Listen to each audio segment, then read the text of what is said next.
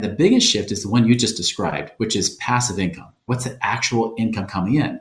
And understand that financial advisors have always taught, it's always the accumulation theory, which is build up all that money like your friend was doing, build it all up, and then live off that interest. Are you ready to transform your life? This is a no-nonsense show helping immigrants like you create generational wealth, even while working full-time. Get ready to take notes. Here's your host, Saket Jain. Welcome back, Migrate to Wealth listeners. Today, I have the pleasure to introduce to you Chris Miles from Money Ripples. Chris, how are you? I'm fantastic. So happy to be here. Well, thank you, man. I know you have a lot of other stuff going on right now in your life, including a flooded basement. So thank you for taking the time and coming on the show. Appreciate it. Absolutely. So, Chris, you are a wealth strategist, helping folks to understand, develop a path to get out of the rat race. Help us understand, what do you do? Yeah, I'm really an anti-financial advisor. I love that. I used to be the traditional financial advisor, right? Where they just sell you, really it's just a salesman in a suit. They sell you mutual funds and annuities, and that's really all they offer. And it's interesting because growing up, I was never really taught a lot about money. I was taught more that there's a lack of money, the scarcity of it. I was taught, by really good parents that, they taught me great values. But when it came to money, it was usually about not just how there was never enough, but you were supposed to spend as little as you can, to be a tightwad, save everything you could, and then hopefully you'll have freedom. Well, of course, naturally, as a kid, I didn't want to live the life like my dad was, for example, because he was working a job that he didn't necessarily like all the time. He hated the fact that they would lay him off when they felt like. He would say things like, money doesn't grow on trees. What do you think I am, made of money? We can't afford this, all those kind of things you hear growing up. So vowing never to be like that, I decided I wanted to take a different path, went to college, was planning to become a business consultant. And naturally, because I wanted to have a real life business experience, I decided to become an entrepreneur. So I dropped out of school and I thought, I'm just going to try the entrepreneur path for a little bit, just to get a little extra experience in my resume. Well, when I dropped out, I found that the first one that came up that intrigued me was being a financial advisor. I didn't know at the time that they would take anybody off the street as long as you could pass a test with 70% and not have a criminal record. I didn't realize they took everybody. So I was trying to impress them, see if they let me into the good old boys club. And after some time, I started to realize I liked it. I liked being an entrepreneur. I liked having control of my own time and my own freedom. And I started teaching people how to, become retired eventually, right? I would teach them the dream. I would tell them you put money away forever, save it for a long haul, take high risk, get high returns, all that kind of stuff. Dollar cost average, all those things that you hear about. Well, eventually my dad started asking me for advice. And so he said, hey, come sit down with me, take a look at my plan, see if I can retire. So I sit down with him. He says, Chris, I'm 61 years old. What should I do now? I looked at everything and, he had saved in his 401k, was doing a great job there. He had paid off his house early. He was very proud of that. He did everything that Dave Ramsey would tell you. Good job, buddy. You get a little sticker, right? Right. Well, as I looked at his numbers, I said, Dad, if it weren't for Social Security eventually kicking in, you would run out of money in 5 years. You better hope you die sooner than later. Wow. That's a crazy statement, man. Yeah. Yeah. It's not. I'm sure you got his attention. Oh, I did, for sure. He's like, well, what do I do? And of course, when he asked me that, I said, I don't know. You've done everything right. And he was doing everything that I would have recommended as a financial advisor. And I started to have this crisis because it was really an integrity crisis, not just existential, but it was an integrity crisis because when I started to look at other clients, other people that had been investing for decades with financial advisors that I had later inherited, even they were in the same position as him. Nobody was truly financially free. Some were retired, but they were always worried about running out of money. And then even worse, I had a friend that was a real estate investor that right about that same time we started talking. And he said, Chris, well, how many of you guys as financial advisors are financially free, not off the commissions you're earning, but actually doing the investments you've been recommending? And as I started to think about, there's 100 plus guys at my office. I started thinking about it, I said, well, none. Because there's guys who've been working here since the late 1970s, yet they are still not financially free. He said, there is your problem. And it was at that point I started down the journey of going down the alternative investment route, especially with real estate investing. And I started going down that path instead. Eventually, I quit being a financial advisor because I realized I couldn't be in integrity and teach it anymore. And so eventually I started to learn those things with real estate and really creating multiple streams of income that later that year, when I was 28 years old, almost 29, I was able to be financially independent myself. Yeah. Which was completely different than what I thought was possible as a financial advisor. I was praying and hoping that I'd work and save hard enough to retire at age 40 as a financial advisor, right? But that wasn't the case. I was able to do it much faster by doing the opposite of what I was taught. And that's really what we're doing today, is that we're really on this mission to help over 1,000 families become financially independent by 2030, where you're work optional. You work because you want to, not because you have to. And that's the real point. I love that story, right, Chris? Because I think one of the things that I always think about is like the accounting teacher or the tax. I don't know if you took a business classes in school. There's a difference between theory and there's a difference between a practitioner, right? Kind of like if you're learning from a theorist, you learn, but you won't actually know. They've never done it, right? And that's really, I think, sometimes, unfortunately, the question that you ask with a financial advisor or your friend is how many of you guys think you're going to be either financially free or already are? And when you start asking that question yourself, you're like, well, what right do I really have to talk to my clients about their financial freedom when I'm at the same age and I'm not financially free? And I can't see a future. If I stop working, my commission is going to end and I'm done, right? I don't have a financial freedom path for myself. I love that story, and thank you for sharing that, because it's an important question of who you're taking your advice from and what right do they have just because they have 3 letters behind their name or they're part of an institution. Does that make them qualified to be your advisor? Financial or not, it's the same thing for tax, the same thing for legal. I think it's the same thing for everything. So I love your story. So thank you for sharing that. But let's take a path forward, right? So now you're sitting with your dad. You had an epiphany that I'm having the same, or integrity crisis, as you used at the term, that you don't know if you should be, if you're doing the right thing for others, because you really don't have the answer for your own dad, right? And then, of course, there's a moment happened where your friend asked a profound question, simple but yet profound, because you were looking at that. I think where you were at that point, you were ready for that question. If that question probably came 10 years ago, you may not have the same reaction, but right now you did. And what happened at that moment? Kind of like help us understand that when you had that epiphany that 100 people working in your, alongside by you in your organization, none of them have that trajectory. What was going through your head? What was going through emotionally? What were you thinking? It was rough. It was really rough because, I had sold the dream for so long that what I was doing was right and helping people. And that's the thing. Any financial advisor out there, I think the vast majority of them are like I was, or at least I'd like to believe so, is that they really do care about their clients. They want the best for them. They feel like they're doing the best job. The problem is that given history, it's just not proven, right? Because what we do is we always put people's lives into a calculator. Wouldn't it be so wonderful if our life could just be put into a calculator and everything works out exactly the way it should? Right. So for example, I would show people even in their 20s, right? Because I'd work with a lot of younger couples like my age at that time. And I would say, look, you put away $100 a month for 40 years and at 12% return, because I believe that the stock market actually returned 12%. Yeah. Look, you'll have $1 million. So ta-da, you're a millionaire. Isn't that amazing? You just have to start now.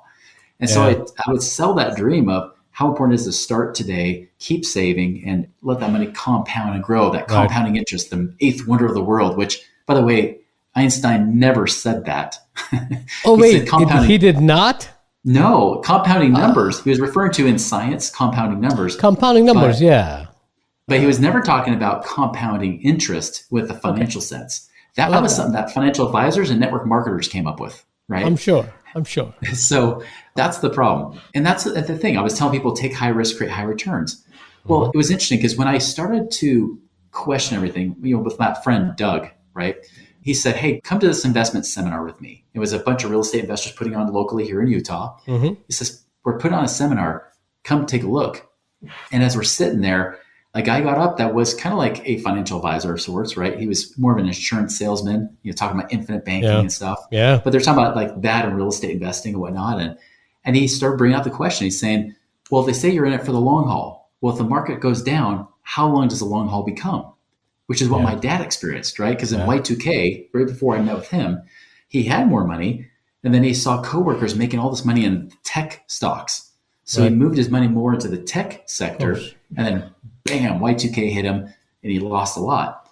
And then, of course, not long after that, of course, then he had the Great Recession, right? And so all this money that keeps hitting people, I mean, most of the time the clients that I met with after the fact, many of them, if they, from the year 2000, if they just had money sitting there, not adding more to it, but money sitting there, it took them until 2015 to finally get back to where they were in 2000. Of course. Yet they lost half that in purchasing power. So really they lost half their money over 15 years because of inflation. Yeah. That was such an eye-opener when you say, well, how long is that long haul? Well, you're right, because I put people in a calculator and say this. The other thing, the assumptions of what the stock market returns. I always told people 10 or 12% because they'll show you the chart saying since 2000 BC, you've made 10 or 12% a year. But when you look at the real actual yield of the stock market, right, of the S&P 500, you'll realize the S&P 500 has only returned about 7.5% for the last 30 years. That's the actual average yield. The problem is, of course, when you have like when the market goes up, right, it seems great. But when it goes down, say you lose 50% in your stocks. Well, you don't need a 50% return to get back to zero, because if you lose half your money, say you go from 100,000 to 50,000, if you make a 50% return on $50,000, you only made 25,000, meaning that now you have 75. So you don't need a 50% return. You need a 100% return. If you lose half, you have to double. Well, that throws off the averages, doesn't it? Because if you lose 50, add 100, that's 50 divided by 2 years is a 25% average rate of return. Which one do you think financial institutions would love to show you? The real yield or the average yield based on that calculation? Average, of course, right? Yeah, of course. So I things like that, I have a mentor, such an entrepreneur. I have a mentor who always says that the average is always interesting, because if you put your one foot in 1,000-degree temperature and the other foot in 0, the average is 500. What are you going to burn to death either ways, right? So it's really averages are crazy. You really have to look at the real rate of returns, right? And I agree. Really, and I think one of the other dimension that I want to add to that is, which is interesting, and I've done that extensive calculation on that. Sure, so have you. That's just the one piece of the dimension, 7% on the S&P. Now you add your advisory fee, 1%, right? Then you add your taxes. Then you add your inflation. Because the same example you were saying, from 2000 to just if you kept the money in the S&P, it's going to take you 15 years to become whole. And in that time, you've lost half the money. The purchasing value has gone down, right? That's so when you start looking at real that, and I did some numbers with that, and I looked at 2% inflation, of course. That was several years ago when 2% was the norm. And now we're looking at it in a very different world. At that time, once you start ready to take the money out, we're really looking at 2 to 3%. And and that has even gotten worse. And I'm with you. I'm not saying stock's bad, but you have to look at it in a perspective of what is stock market doing for you. And there's a role to play. Every asset class has a role to play. Sorry, I cut you off, but I just wanted to say that example and add some dimensions to what you were saying. That is not just about the rate of return. It's really when you're ready to take the money out, what is going to be a net return after you pay all the fees and everything? That's right. And that's a good point, because really stock market, when I'm talking about the S&P 500, is really only kept up with inflation, the real rate of inflation. Because if you go to shadowstats.com, they'll talk about how the inflation numbers that they report to you has been completely skewed. It's been thrown off because they don't want to pay more in Social Security. That cost of living increase is bankrupting Social Security too quickly. So they've made slight tweaks to the mathematical equations and what they factor in, like eggs, for example. Eggs is way too heavily weighted for being the cost of food, right? Than other things should be. So they take certain things out, put certain things in that are more stable. And as a result, they measure inflation off that, not real life experience of your real personal inflation rate. So you're right. I think you're right, Rick. Every one of us have seen as our inflation's not, the grocery prices have not gone 8%. It's gone way up. The housing prices, the rental prices, right? Everything has gone way beyond 8%. So how they calculate is definitely fine, but the real pain that consumers are feeling is way more than 8%.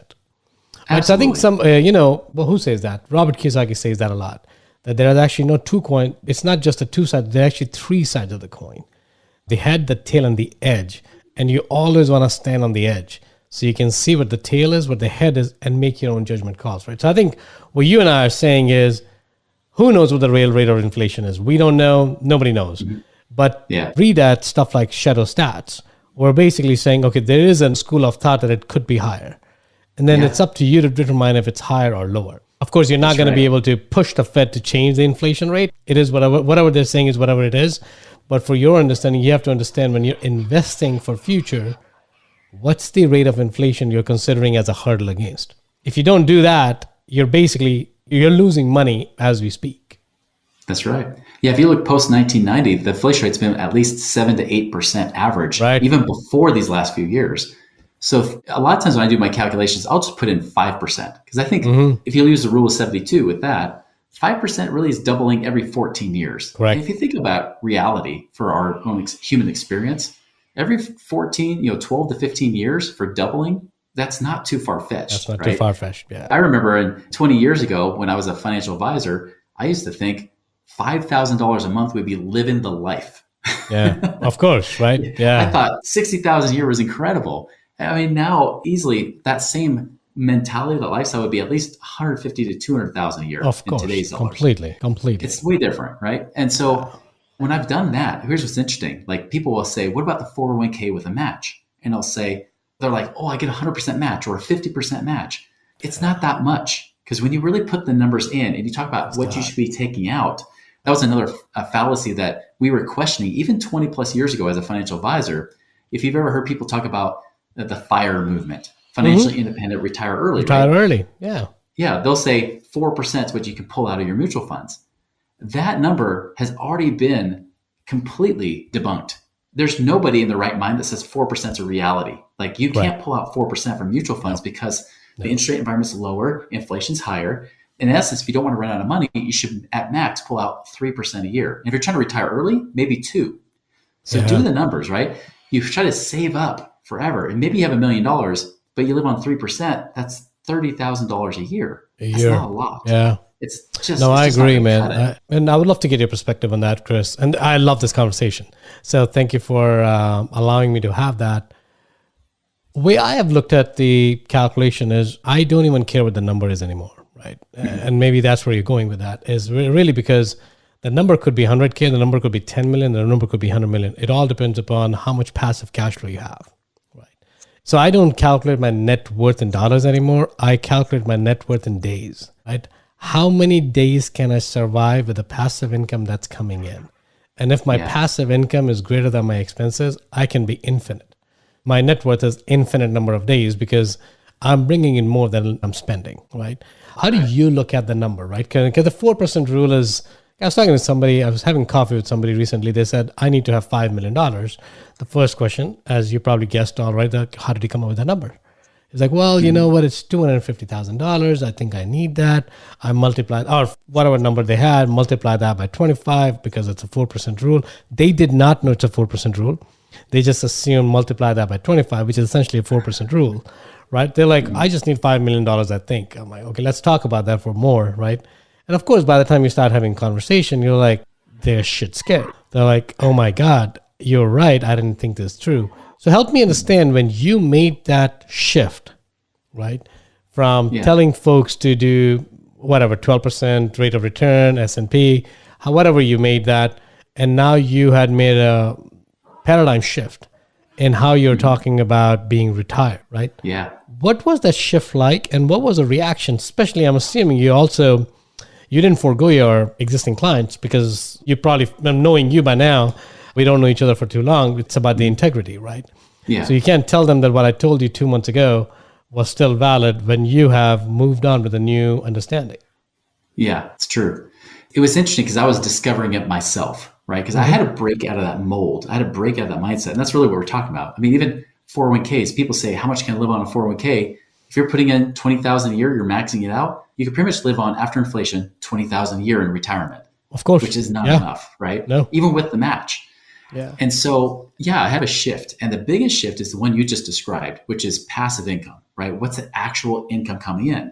Mm-hmm. And understand that financial advisors have always taught, it's always the accumulation theory, right? Correct. Which is build up all that money like your friend was doing, build it all up and then live off that interest, Give you an example. I had a guy that recently came to us. He said, hey, Chris, I've got $3 million.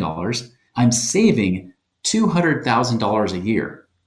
So this guy is beyond. Just so you know, the average 401k balance is about $103,000 as of Fidelity's numbers just a few weeks ago, right? 103,000. Wow. That's do 3% of that. That's $3,000 a year people can live on. For the person that's over age 65, the average is about 250,000. So still $250,000, 7,500 a year is not enough. This guy had $3 million. He was in the fraction of 1% of people. And his financial advisor said, because this guy, he wanted, similar to your friend, he wanted $500,000 a year to live on. He didn't need that much. His burn rate, his actual expenses were closer to about $250,000 to $300,000 a year. But he wanted freedom, right? Sure. He wanted to do whatever he wanted, whenever he wanted. So he said, $500,000 a year is my goal. He's 52 years old. Financial advisor ran his little numbers, came back and said, listen, if you keep doing this for the next 13 years, including saving a couple $100,000 a year, given the 4% rule, he said, you'll have $18 million, assuming, of course, that you get a 10% return in the market. You'll have $18 million. And then with inflation, you can live on that $500,000 a year. Now, of course, I knew he was talking about because, $18,000, 3%, just like 56,000 a year. Really, even he wasn't really factoring in much inflation at all. So he was hardly factoring in inflation. He was using a higher number than he's supposed to. I told the guy, I said, listen, if you really go off his numbers, you're probably going to be 70 years old, 70, even though you've got more than almost anybody, 70 before you have a $500,000 a year income. Yeah. Or you do this. I said, this is the thing I had to switch in my brain from a financial advisor to an investor, right? Which was passive income. You want income, right? Correct. I said, $3 million, even if all we made is 10% a year, and there's some that can pay more, some that can pay less, but 10% is pretty standard for what my clients get in different deals. That's pretty average. 10% a year, that's $300,000 a year. You add that to your $200,000. $200,000. That's $500K right there, right? You can pretty much retire today. Yeah. Yeah. That's what I told him. I said, listen, that's $500,000. That adds another $50,000 a year on top of your $300,000. In roughly about 3 years with compounding, you would be at that $500,000 a year. Not at the age of really closer to 70 if you go off this other guy's advice. But in 3 to 4 years, you would be at that $500,000 a year mark. And I said, I already know you don't even need $300,000 a year. You could retire this year with that amount of money. Isn't that interesting, Chris? That is such an interesting statement, right? I think people wait for a number to figure out, can they retire?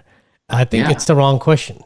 It's really a wrong question. What number do I need? It's not that question. It's what is the lifestyle you want to live, and what does that equate in terms of the number of dollars as expenses?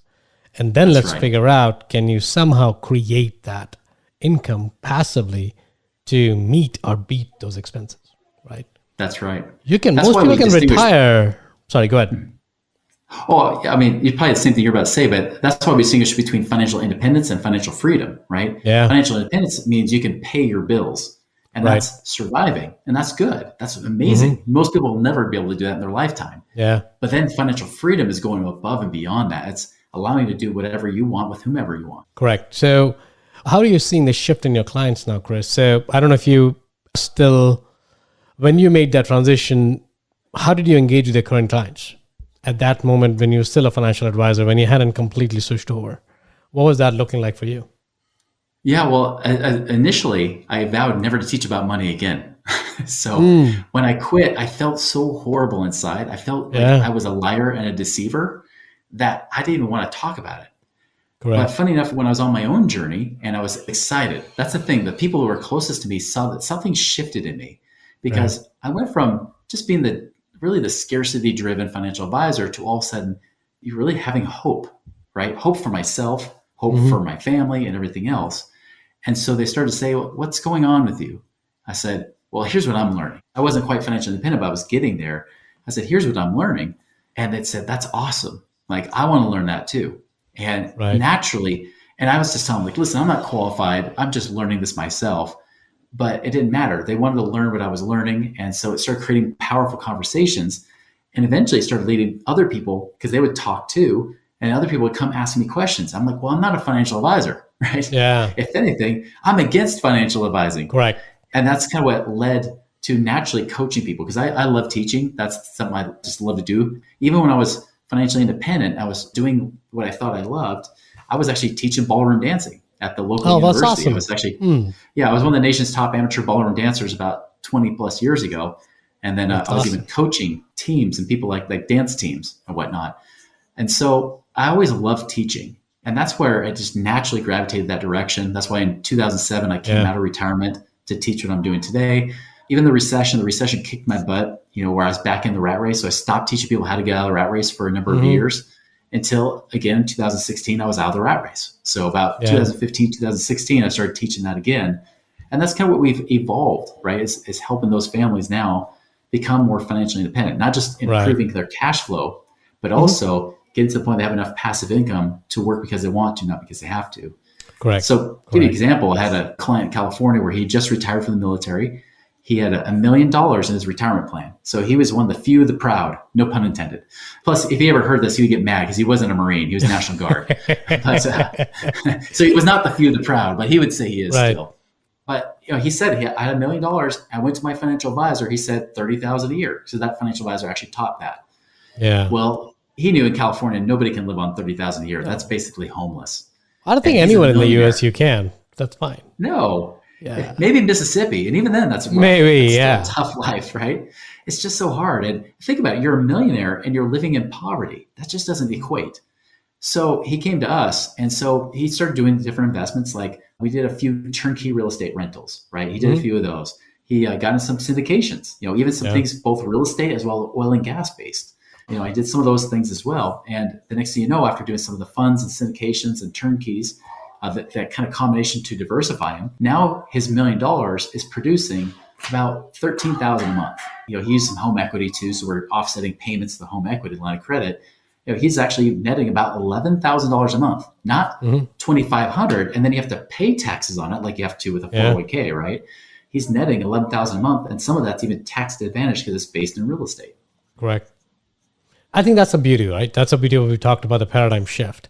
It's if you bury your head in the sand and the only thing you look at is stock market, because that's the only thing we've been brainwashed.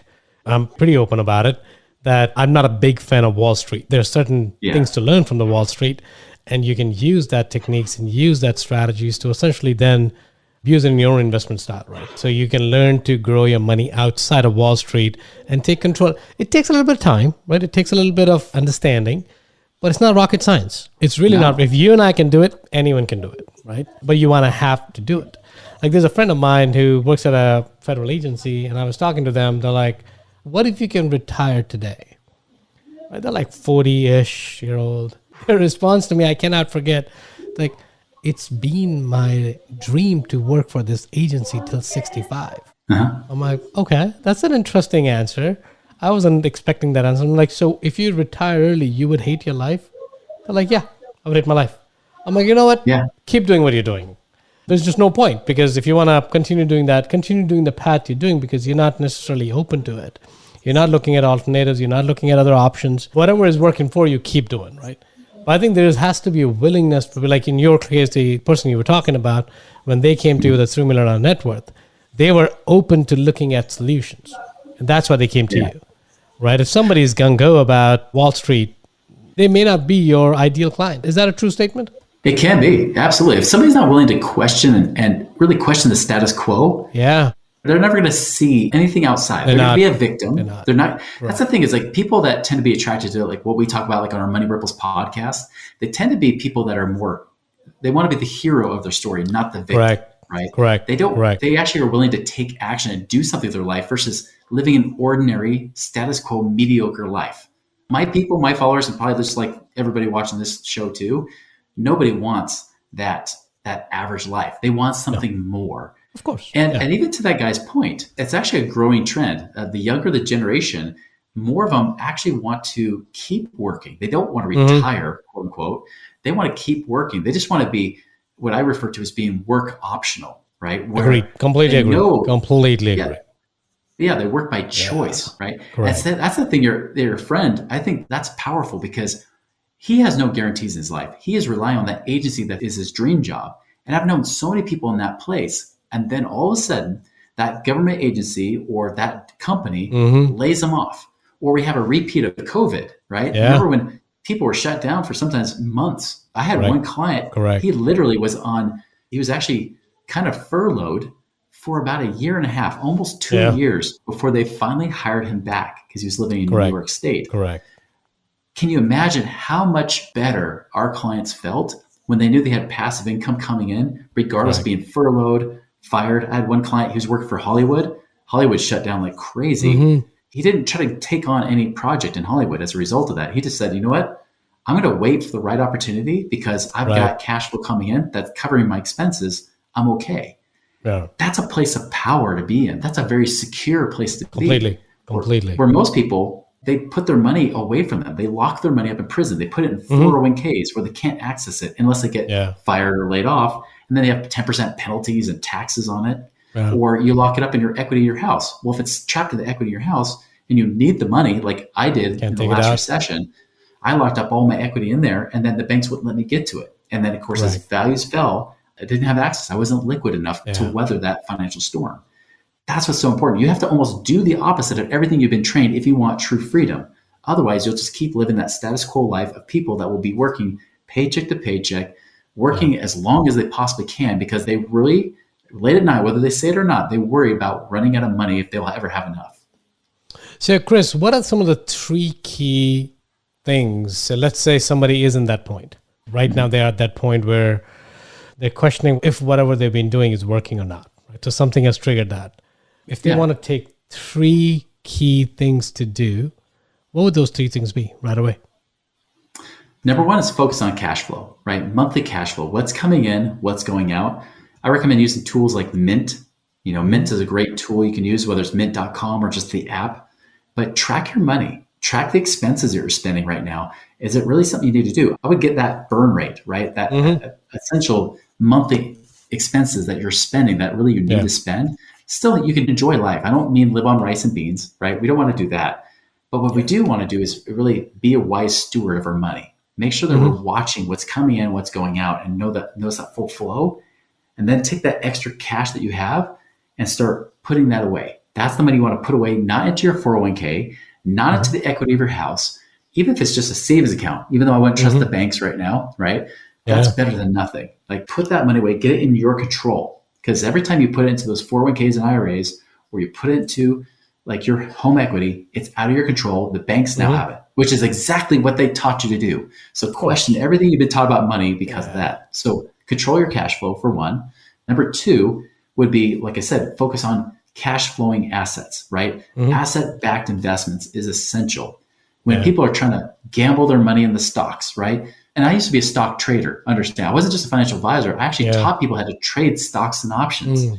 And I will tell you that if you're trying to do your own trading or just buy that, we have one client that bought that Google stock or that Meta stock, and they have like 1 million sitting there. I mean, you remember that 2022, some of those stocks dropped like half.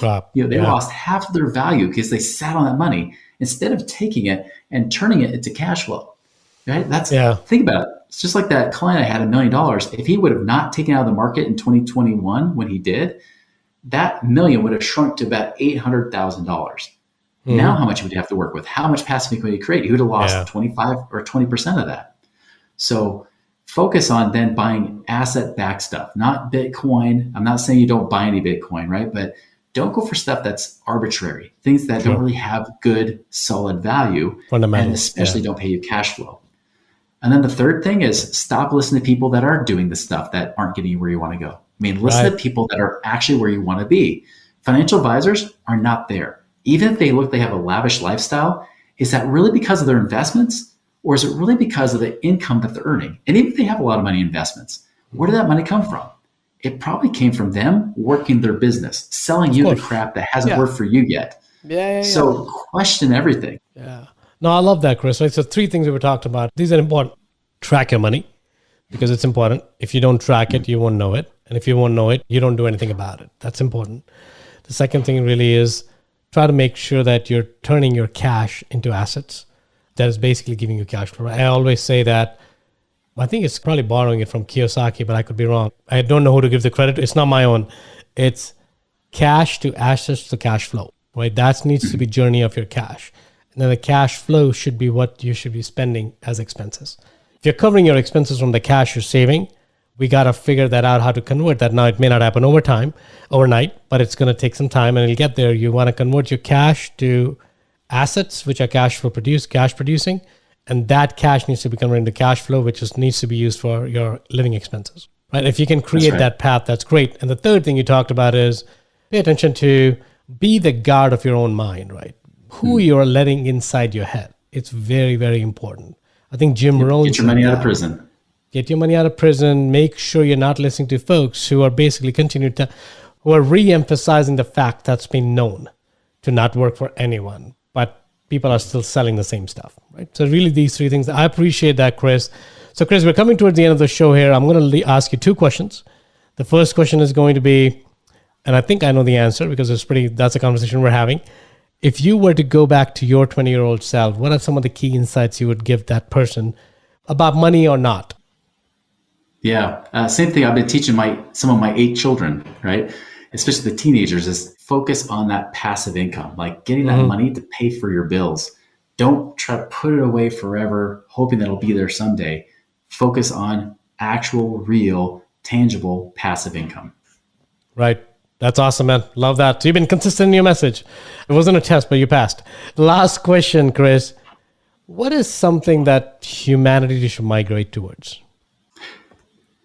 I feel that humanity is really migrating towards, I think, reality. Well, in some ways, because I think we're seeking more reality and authenticity than ever, because the truth is that there's so much fake out there. I mean, even AI, and all the fake that's coming from that. And there's all the media, and the media is fake. I mean, I tell people all the time, you listen to media, and guaranteed, you're going to be losing, right? You'll be behind the trend when it comes to becoming wealthy. You'll end up having average life.